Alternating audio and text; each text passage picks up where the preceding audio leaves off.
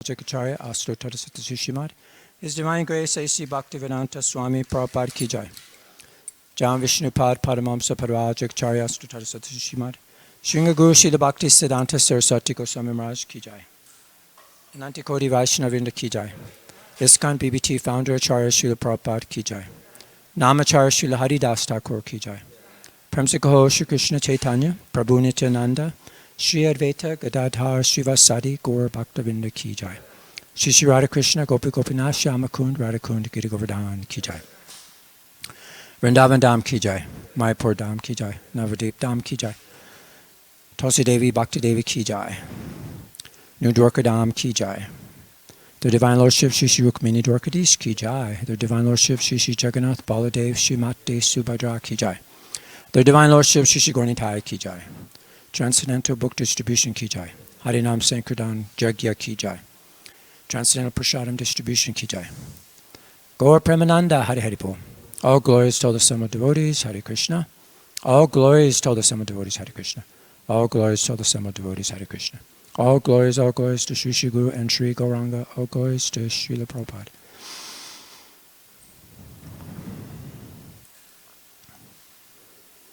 Om Namo Bhagavate Vasudevaya. Om Namo Bhagavate Vasudevaya. Om Namo Bhagavate Vasudevaya.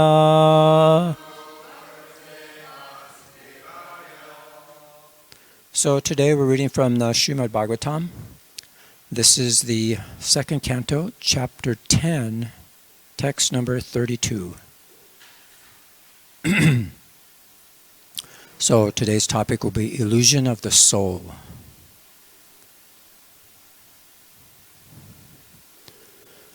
Gunatmakan indriyani bhutadi prabhava guna bhutadi prabhava guna mana sarva vikaratma mana sarva vikaratma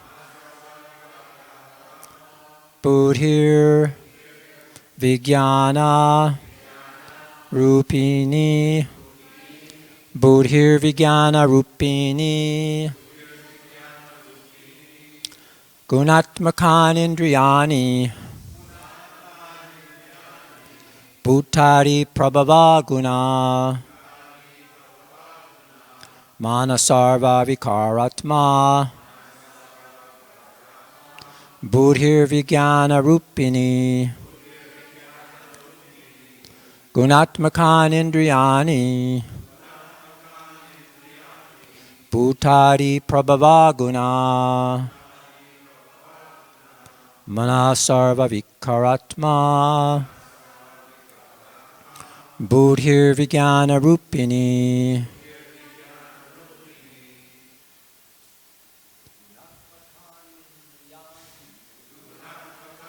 Vijnani.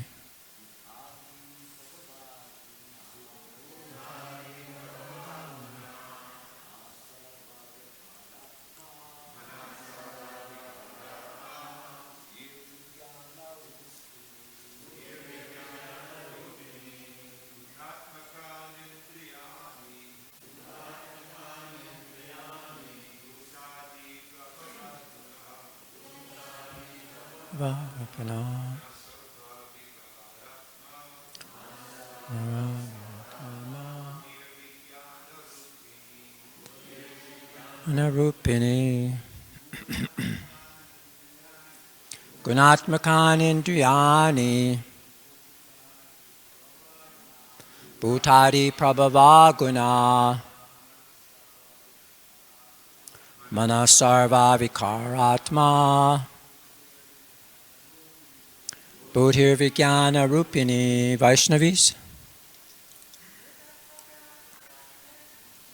Gunatmakan Indriyani Bhutari Prabhava Guna Manasarva Vikaratma Buddhir Vijnana Rupini Gunatmaka Indriyani Bhutari Prabhava Guna Manasarva Vikaratma Vidyani Rupini Gunatmaka Pravatmi Bhavana Manasama Vibhatana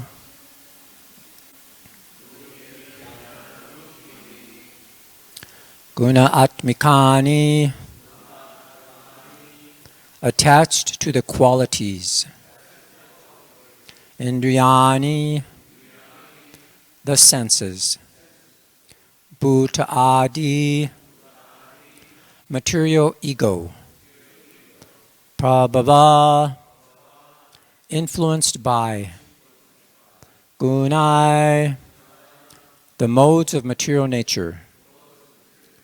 Mana, the mind. Sarva, all. Vikara, affection, happiness and distress. Atma, form. Buddhi, intelligence. Vijnana, deliberation. Rupini, featuring. Translation and purport by Srila Prabhupada. The sense organs are attached to the modes of material nature, and the modes of material nature are products of the false ego. The mind is subjected to all kinds of material experiences, happiness and distress. And the intelligence is the feature of the mind's deliberation. Purport. Illusioned by the material nature, the living entity identifies with false ego. More clearly, when the living entity is entrapped by the material body, he at once identifies with the bodily relationships, forgetting his own identity as spirit soul. The false ego associates with different modes of material nature, and thus the senses become attached to the modes of material nature. Mind is the instrument for feeling different material experiences, but intelligence is deliberative and can change everything for the better. The intelligent person, therefore, can attain salvation from the illusion of material existence by proper use of intelligence.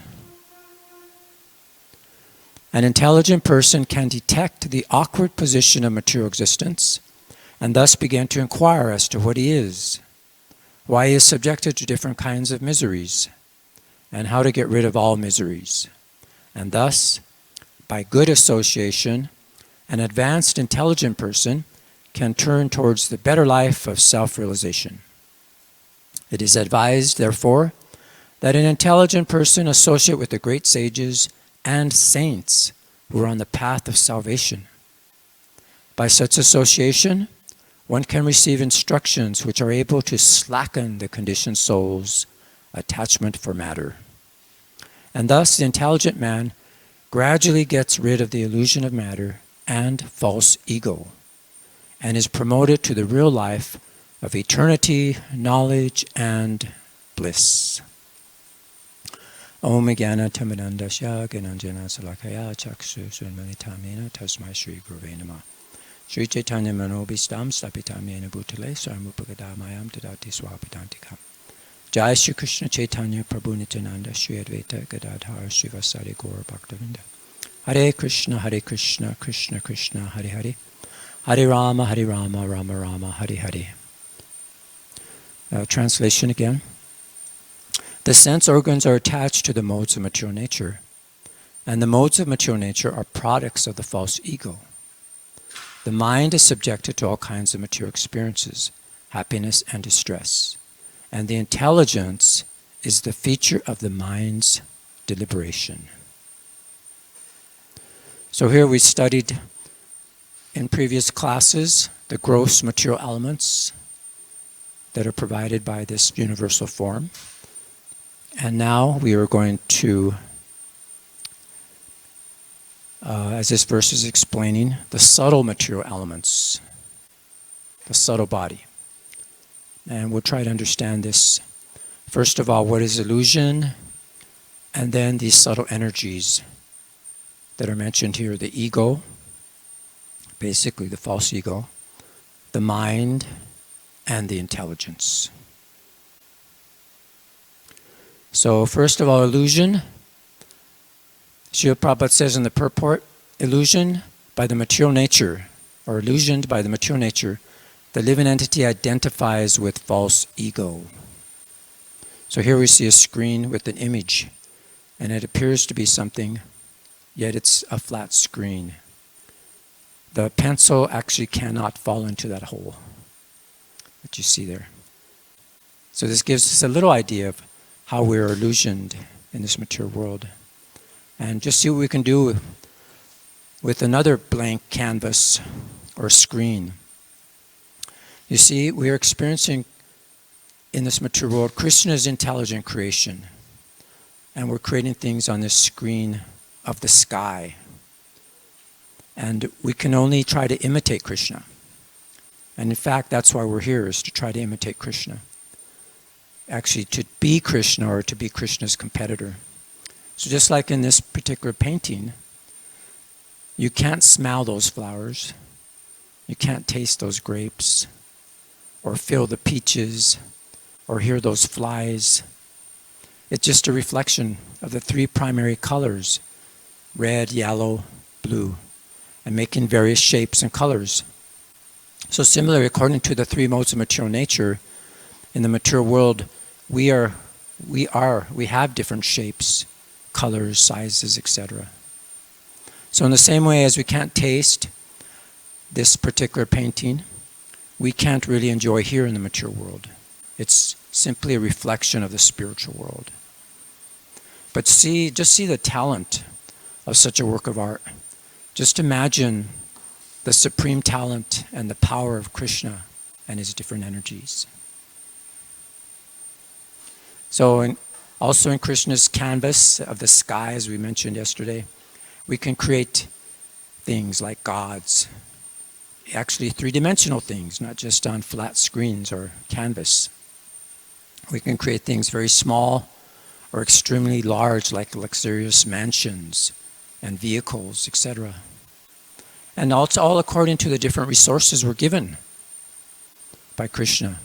We're given different gross or subtle bodies, and according to how we think and the knowledge we acquire, we try to create things and relate to these different things, and we become attached to them. So first now, the ego, as mentioned today, and this is what Einstein says, that the more knowledge, lesser the ego. Lesser the knowledge, more the ego. So it's important to get knowledge, as we know. And we know false ego is due to illusion, where we don't know so many things. Just like we're looking at the drawing, it looks like it's a hole, but it's actually not. Even though we know it isn't, we still misidentify with it.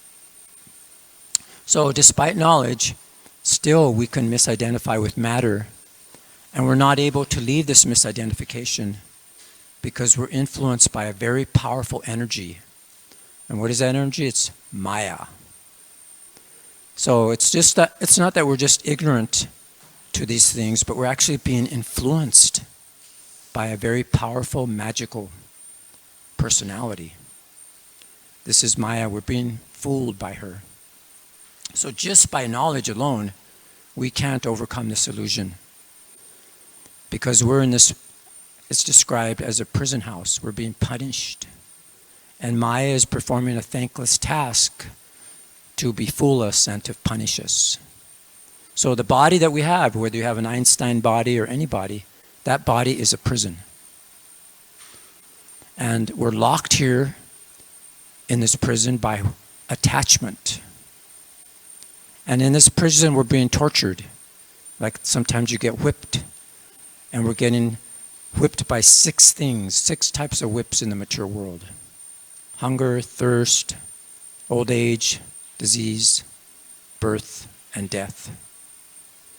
So, with knowledge, and later we'll understand intelligence, we can understand that we're actually a soul, we're not the body. There's a really nice verse in the 2nd canto, and it describes how just with a little intelligence and in contemplation, you can understand that you're not the body, but you're a soul, and that everything is being provided for you. But just with knowledge alone, it's impossible to understand this on your own. So we're living life from the soul, or living life from ego. Srila Prabhupada said in the purport, more clearly, when the living entity is entrapped by the material body, he at once identifies with the bodily relationships, forgetting his own identity as spirit soul. So we have a path to take here. Depending on how you identify yourself, you go in a different direction. So the consciousness is covered, and it makes us forget ourselves and the Lord and misidentify with this body. And it also makes us absorbed in the modes of material nature. Srila Prabhupada also says in the purport that this false ego associates with different modes of material nature, and thus the senses become attached to the modes of material nature. So what happens in these modes of material nature? When we're in the material world and we identify with the body, then we become bhayam, we become full of fear. So there's that verse in the 11th canto, in chapter 2, text 37. Fear arises when the living entity misidentifies himself as the material body because of his absorption in the external illusory energy of the Lord. So we get absorbed in these things in this material world, so therefore we become attached. So that's how our attachment is, by this absorption. So we're absorbed in the external illusory energy of the Lord. When the living entity turns away from the Supreme Lord, he also forgets his own constitutional position as a servant of the Lord. This bewildering, fearful condition is affected by the potency for illusion called Maya. Therefore, an intelligent person should engage unflinchingly in the unalloyed devotional service of the Lord, under the guidance of a bona fide spiritual master, whom he should accept as his worshipable deity and his very life and soul. So that's the actual verse. It's that long. So Sridhar Swami brings in the purport there that there might be a question or an objection raised that since fear is caused by ignorance, then we could just dispel it by knowledge. There's no need to worship the Supreme Personality of Godhead. So this is the living entities falsely identifying with his material body, his family, society, and so on. And all he has to do is simply give up this false identification.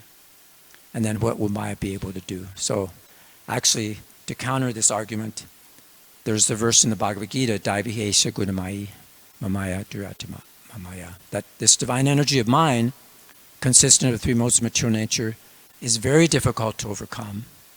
But those who are surrendered unto Krishna, they can easily cross beyond it. So now we discussed the ego, now let's go into the mind. It's described that the mind is like a mirror. And here we see a magical mirror one may recognize from a famous movie where Harry is looking into the mirror, and it's bewitching him and tantalizing him. But it doesn't necessarily bring happiness. And what does this mirror do? It's described in the movie that it reveals our deepest, most desperate desires of our heart. And this is what the name is called, the mirror of Irizid, which is actually desire spelled backwards. So it's a reflection It doesn't show your face, but it shows your heart's desire. So this is what it does. It displays the deepest desires, whoever looks into it. So this is what we're doing. We're looking into this material nature, and we're fulfilling our desires. And as Harry was warned, he said, men have been wasted away and driven mad before this mirror. So this is like the verse in the 11th canto. It describes this. And he says, this verse is described in the 23rd chapter. Although present along with the struggling mind within the material body, the supersoul is not endeavoring. But because he is already endowed with transcendental enlightenment, acting as my friend, he simply witnesses from his transcendental position. I, the infinitesimal spirit soul, on the other hand, have embraced this mind, which is the mirror reflecting the image of the material world. Thus I have become engaged in enjoying objects of desire and am entangled due to contact with the modes of nature. So also in another verse in the same chapter of the Bhagavatam, there's a verse that says, the powerful mind actuates the functions of the material modes, from which evolve the different kinds of material activities in the modes of goodness, ignorance, and passion. From the activities in each of these modes develops the corresponding statuses of life. So this is Krishna's artistic ability. He's mixing these different modes of material nature, getting different colors and forms and shapes of these material bodies. We become, in the mode of goodness, we developed a saintly body or a wise person. We have more passion. We struggle for material success. If we're more ignorant, then we become cruel, we become lazy, sinful. So these conceptions are there, and these are different designations arranged according to Krishna's powerful energies. So it's described that one should therefore give up mental concoction and try to control the mind. But how can you even describe the mind? All the senses have been under the control of the mind since time immemorial. And the mind himself never comes under the sway of any other. He is stronger than the strongest, and his godlike power is fearsome. Therefore, anyone who could bring the mind under control becomes the master of all the senses. That's a verse in the same 11th chapter of the Bhagavatam. This is a godlike power it has. It's fearsome. So this is like an enemy, right? The mind can be your enemy or your friend. So if you want to fight an enemy, how do you fight him? How do you attack him? You have to attack him on the weakest point. But the mind is so powerful, as described here. How can you attack it? So therefore we use the intelligence. And we'll talk about that little time in the future here. We'll talk about that. But first, let's finish the mind. So we have to guard our mind. And in the same 11th canto, it's describing there that if you fail to conquer this irrepressible enemy, the mind, whose urges are intolerable and who torments the heart, many people are completely bewildered and create useless quarrel with others. Thus they conclude that other people are their friends, their enemies, or parties indifferent to them. So this is this false identification of the ego influencing us, and we have this bodily conception of life. But we're actually all eternal expansions of Krishna. But because we're identifying with this soul, we're conditioned by this material energy. So there's another verse in the 11th canto, and it says, persons who identify with this body, which is simply the product of material mind, are blinded in their intelligence, thinking in terms of I and mine. Because of their illusion of this is I, but this is someone else, they wander in endless darkness. So now we come to the intelligence. And if you look at the definition of intelligence in the Oxford Dictionary, it's the power of perceiving, learning, understanding, and knowing. Or in another dictionary, it says the ability to use your memory, knowledge, experience, understanding, reasoning, imagination, and judgment in order to solve problems and create a better situation for yourself. So in that same 11th canto, it describes how we should use our intelligence. As it said here, try to understand things, reason things. So it's described how we should act. Charity, prescribed duties, observance of major and minor regulated principles, hearing from Scripture, pious works and purifying vows, all have their final aim in subduing the mind. Indeed, concentration of the mind on the Supreme is the highest yoga. That's called the Buddhi yoga. Like there's Buddhi, intelligent, and yoga means to link. Prabhupada doesn't define it as, to link the intelligence, but it means action in Krishna consciousness, properly acting.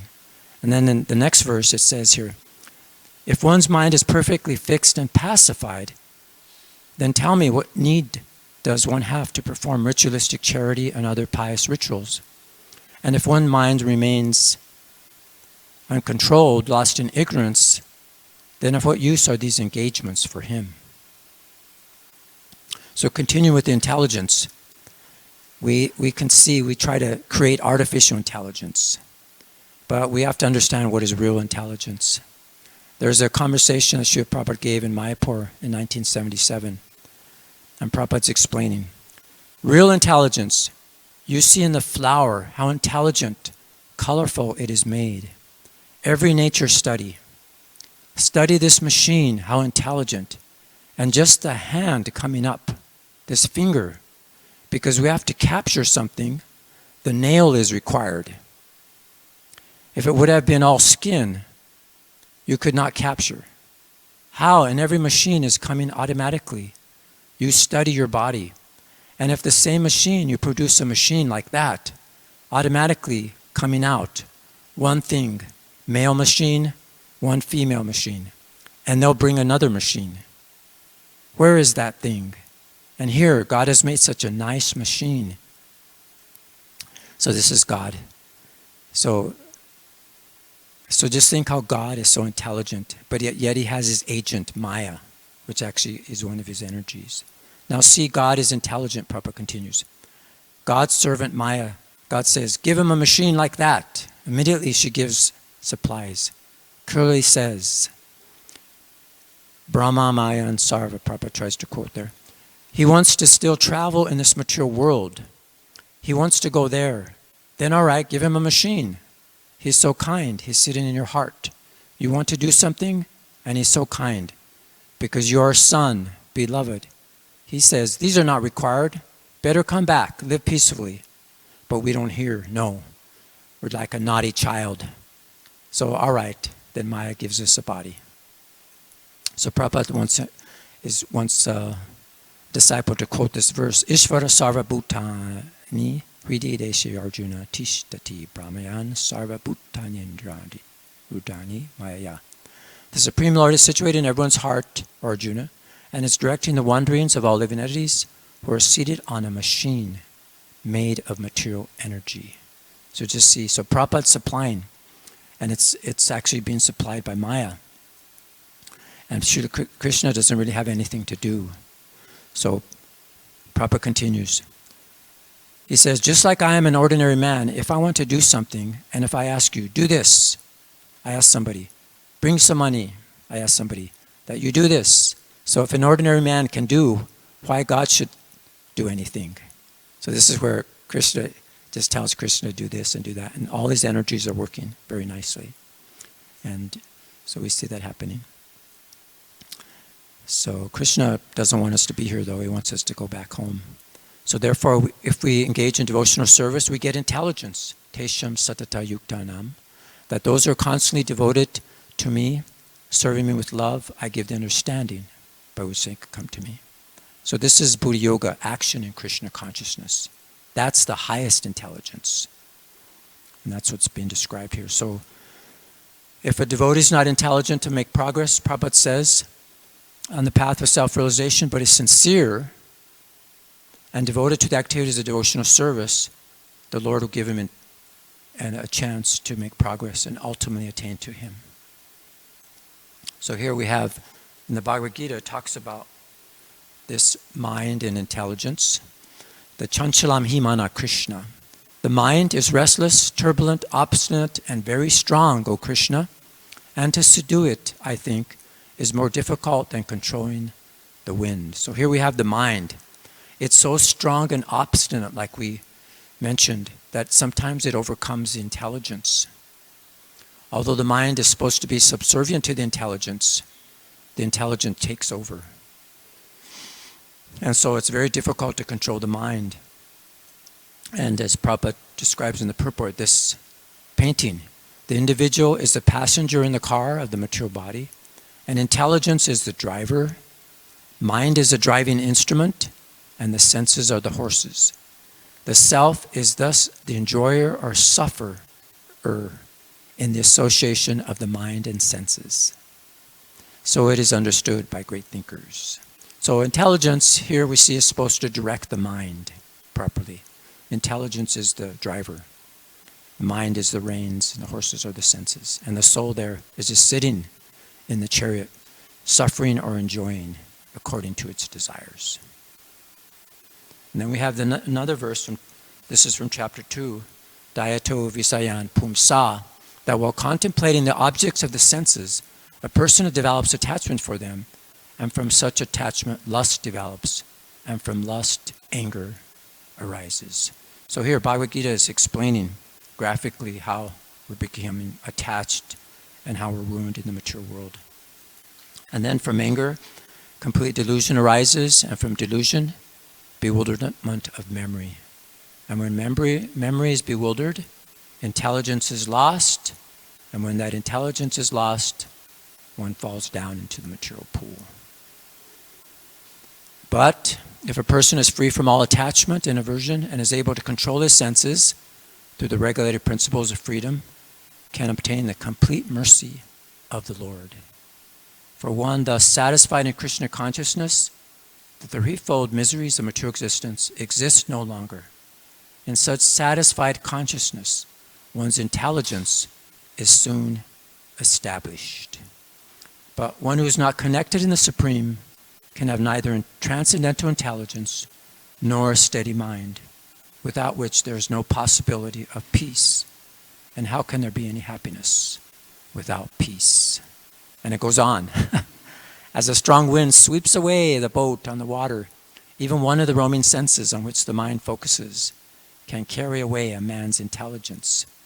Therefore, almighty armed, one whose senses are restrained from their objects is certainly of steady intelligence. So this is how we can curb the forces of sense gratification, only by Krishna consciousness, or engaging all the senses in transcendental loving service. So we have some examples of people who have gone beyond this bodily identification. There's a story in the 11th canto of the Avanti Brahmana. And this Brahmana, he was suffering from other living beings and from higher forces of nature and from his own body. And he knew it was unavoidable. And it was being allotted to him by province. So here, some cruel persons are harassing the Brahmana. And he knows his own body is suffering due to fever, thirst, hunger, all these different things. But he realized that I was suffering just due to my false identification with my body. And it's not the interaction of his body with external phenomena. Rather, he realized that he should not adjust his external situation, but to adjust his Krishna consciousness and realize that my actual identity is an eternal spirit soul. So these are some verses from that story of the Avanti Brahmana in the 11th canto. He says there, even while being insulted by this is Krishna actually talking to Uddhava still here.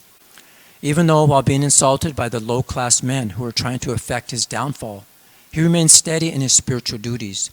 Fixing his resolution in the mode of goodness, he began to chant the following song. So we're having examples of people who have actually controlled the mind, who have actually been able to use their intelligence. And this is what he said. These people are not the cause of my happiness and distress, neither are the demigods, my own body, the planets, my past work or time. Rather, it is the mind alone that causes happiness and distress, and perpetuates the rotation of material life. If you say that these people are the cause of my happiness and distress, then where is the place of the soul in such a conception? This happiness and distress pertain not to the soul, but to the interactions of the material bodies. If someone bites his tongue with his own teeth, at whom can he become angry in his suffering? If you say that the demigods who rule the bodily senses cause suffering, still how can such suffering apply to the spirit soul? This acting and being acted upon are merely interactions of the changeable senses and their presiding deities. When one limb of the body attacks another, with whom can the person in that body be angry? So it goes on, and it's talking about how the soul himself, if he was the cause of happiness and distress, then how could he blame others? Since happiness and distress would simply be the nature of the soul. So according to that theory, nothing except the soul actually exists. And if we were to perceive something besides the soul, that would be illusion. Therefore, since happiness and distress do not actually exist in this concept, why become angry at oneself and others? So it just goes on, and it describes this wonderful prayer that he chants. It's all regarding self-realization. So if you get a chance to read it, and those purports are just amazing in those purports. So then this is a real nice prayer. He says, I shall cross over the insurmountable ocean of nescience by being firmly fixed in the service of the lotus feet of Krishna. This was approved by the previous acharyas, who were fixed in firm devotion to the Lord, Paramatma, the Supreme Personality of Godhead. So we'll go on to another example of someone who was beyond this fearful condition of the body. And this is a nice verse from the 5th canto. This is a story of Bharat Maharaj when he was going to be offered as up as a human sacrifice to goddess Kali. And because Kali knew he was such a devotee, that she came out and personally protected him. And this is the verse that shows how what it is like to be beyond these activities. Sukadeva Goswami then said to Maharaj Parikshit, O Vishnu Dada, those who already know that the soul is separate from the body, who are liberated from the invincible knot in the heart, who are always engaged in welfare activities for all living entities, and who never contemplate harming anyone, are always protected by the Supreme Personality of Godhead, who carries his disc, the Sudarshan Chakra, and acts as supreme time to kill demons and protect his devotees. The devotees always take shelter at the lotus feet of the Lord. Therefore, at all times, even if threatened by decapitation, they remain unagitated. For them, this is not at all wonderful. So this is a quality of a pure devotee, that even though his life is threatened, he's not afraid. So they're completely dependent on the Supreme Lord. So another example is of one going beyond one's own intelligence, because sometimes the intelligence can only go so far. The farthest that the intelligence can go is that I'm not very intelligent. So therefore I have to seek someone who is more intelligent. And this is what happened in this pastime in the 12th canto, when Maharaj Jamanijaya was so disturbed that Parikshit was killed by this snake, that he decided to kill them all. So this is a couple of verses I'll read here. This is Sutta Goswami narrating. Advised in this manner, what happened is Janamejaya was told by Brihaspati to please stop, desist. He was more intelligent, so because he was a devotee, Janamejaya actually listened to him. And he honored the words of the great sage, and he desisted in performing the snake sacrifice. So then he says, this is indeed the Supreme Lord Vishnu's illusory energy, which is unstoppable and difficult to perceive. Although the individual spirit souls are part and parcel of the Lord, through the influence of this illusory energy, they are bewildered by their identification with various material bodies. And this is nice how it describes another reality here. But there exists a supreme reality in which the illusory energy cannot fearlessly dominate, thinking, I can control this person because he is deceitful. In that highest reality, there is no illusory argumentative philosophies. This is actually a verse. Rather, there are true students of spiritual science constantly engaging in authorized spiritual investigation. In that supreme reality, there is no manifestation of the material mind, which functions in terms of alternating decision and doubt. Created material products, their subtle causes, and the goals of enjoyment attained by their utilization do not exist there. Furthermore, in that supreme reality, there is no conditioned spirit, covered by false ego and the three modes of nature. That reality excludes everything limited or limiting. One who is wise should therefore stop the waves of material life and enjoy with the supreme truth. So that's where we need to go. So that's where we want to desire the supreme place and fix our meditation there in the Supreme Lord. So there's more verses, but I will skip that. So in other words, one should tolerate the insults and never fail to show proper respect to any person, avoiding identification with the material body. One shouldn't create enmity with anyone. So this is what he learned from a higher intelligence, Brihaspati, to King Janamejaya. So just a couple more slides here, we'll end.